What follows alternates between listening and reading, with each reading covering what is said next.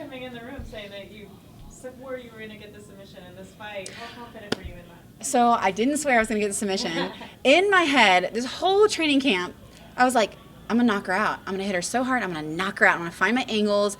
I'm going to let go on my feet and get a knockout.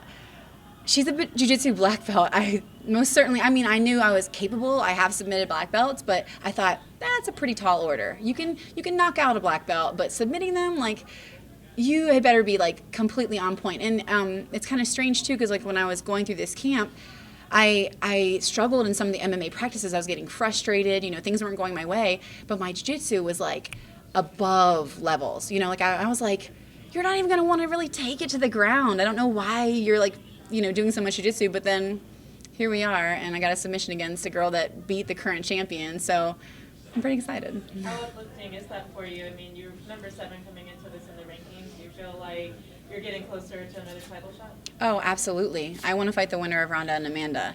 I mean, she beat Amanda Nunes, and she beat her soundly, and she's only had like a few losses in the recent years, and she lost, pretty quickly to Ronda, but I actually thought that fight was going to go longer and be tougher, like Ronda threw her, and I think it really like knocked her, knocked the wind out of her and stuff. Obviously Ronda has great throws, and that stopped the fight, but I was wholly expecting that to be a really tough battle.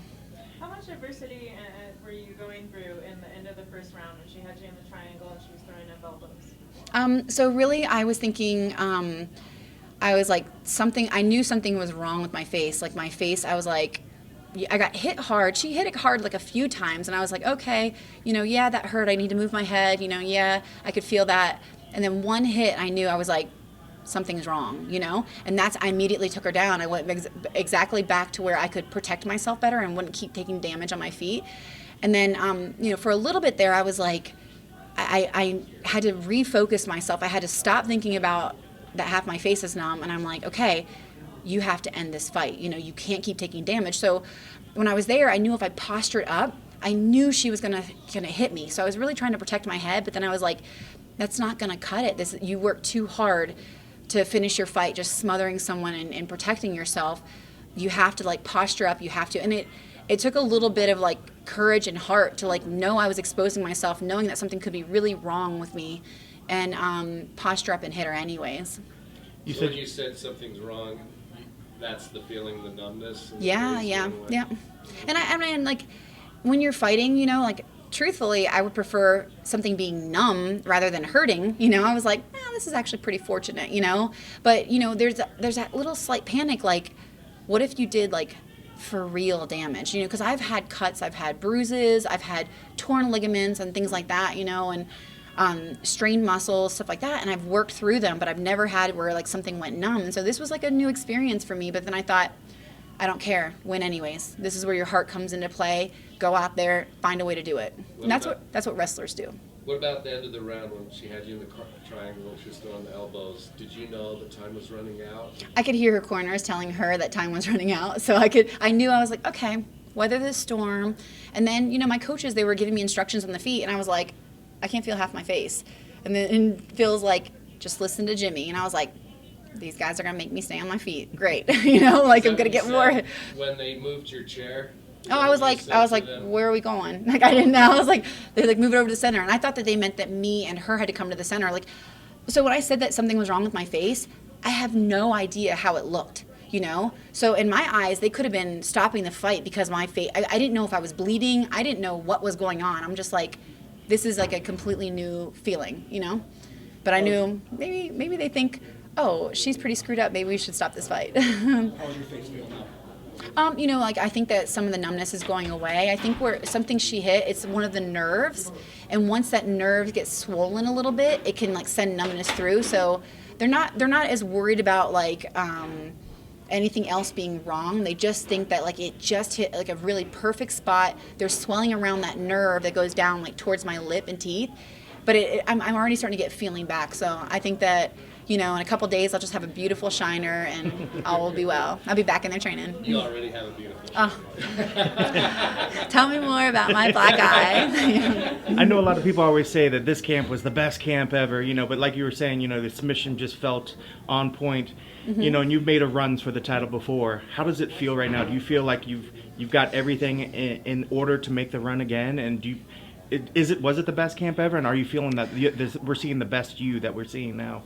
You are seeing the best me, but it wasn't the best camp ever. I mean, health-wise, normally we do MMA and our jobs are to hurt each other. So even as much as you do padding and protect each other, you get hurt during camps. Everybody does, and you just kind of have to battle through that. But I had a fairly healthy camp. I think the biggest thing that I had some frustrating moments, and it kind of didn't sit right with me and it bothered me, but I'm a seasoned athlete. I've been through this before, and I'm like, you've had terrible times leading up to a tournament and had some of your best tournaments. So let go of that. Let go of everything that happened.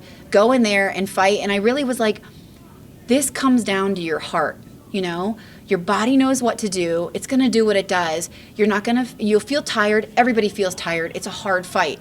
But if you go out there and you leave everything in the cage, you do everything you possibly can to win and win with a statement and, dig deep in your heart, it'll show out there, and that's what gave me the tenacity to find that submission. And you mentioned Rousey and Nunes. Who do you see winning that fight, and how do you and with the winner of that, how do you see yourself beating the winner? Should you get that call? So truthfully, I don't even care who wins because I would love to fight either of them. I mean, really, I have losses to both. I would really love to avenge the loss, and I mean.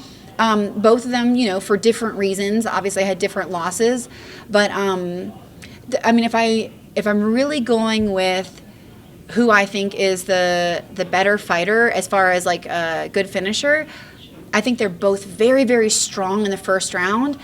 But I think after that, Ronda is better for the subsequent rounds, and Amanda, that's been something that people have been able to capitalize and win, third rounds. But this is a 5-round fight, and I suspect that Ronda will rebound from the loss from Holly. She's a seasoned athlete also. And so, we're just able to come back, refocus, and do it again. And I think that her submissions, I have a ton of respect for it. I've trained to fight her, and so I know how slick and how good she is with that. And so I think that I give the slight edge to Ronda, but I mean, all respect for Amanda also. It's been some time past the Ronda Rousey fight that you had, and I remember at the time a lot of people thought it was an early stoppage, but I remember you coming back out and saying that was a liver shot, it was done. How much would getting back in there and knowing now how she operates, would that mean to you to have the opportunity again against Ronda? So I'm super competitive, so really every person who's ever beat me ever, I would like to avenge. And so it's really more equal. It's not specifically just Ronda. It's anybody I've ever lost to, I want to come back. I want to show who I am as an athlete. I want to show that I can adapt, that I can, play that chess match and come back and avenge a loss. So, but she was one of the most dominant champions that we've had in women's fighting history, and I respect that. And so a win over her probably would feel just a little bit better than anybody else. And outside of that fight, if they did not give you the winner of that, who else would you like to see yourself matched up against that would put you in the right position maybe for that next one? I like Juliana Pena. I mean, I feel like, she probably has earned the right more for a title shot, if I'm being completely honest. But if they don't decide to give it to her, I mean, I'd love to fight her. I have a respect for her, and I think that would be a really exciting fight.